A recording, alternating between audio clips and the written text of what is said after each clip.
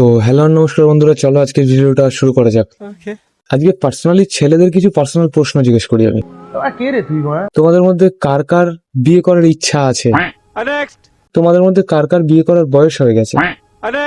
কে কে আমার মতন কারোর সাথে কমেন্টেড আছে? বা কার কার মোটামুটি বিয়ের কথাবার্তা চলছে?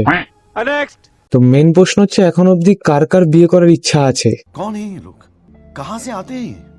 না, কারণ মেয়েদের মধ্যে এখন যেটা ট্রেন্ড চলছে সেটার উপর নির্ভর করে যখন তখন যা তা হয়ে যেতে পারে। তাই সেটার জন্য ছেলেরা তৈরি আছে কিনা সেটাই জানতে চাইছে। मगर क्यों? এই যে খাইতে ধাক্কা দেওয়ার, বা মেঝের নিচে, বা নীল গ্রামের মধ্যে তোমাকে আটকে দেওয়ার,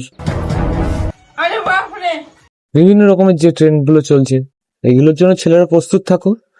যারা যারা বিয়ে করতে ইচ্ছুক, প্লিজ আমাকে ক্ষমা করে দাও, প্লিজ প্লিজ আমাকে ক্ষমা করে দাও, প্লিজ। বা খুব শিগগিরই যারা যারা বিয়ে করতে চলেছো, তারা এই জিনিসগুলোর জন্য প্রস্তুত থেকো।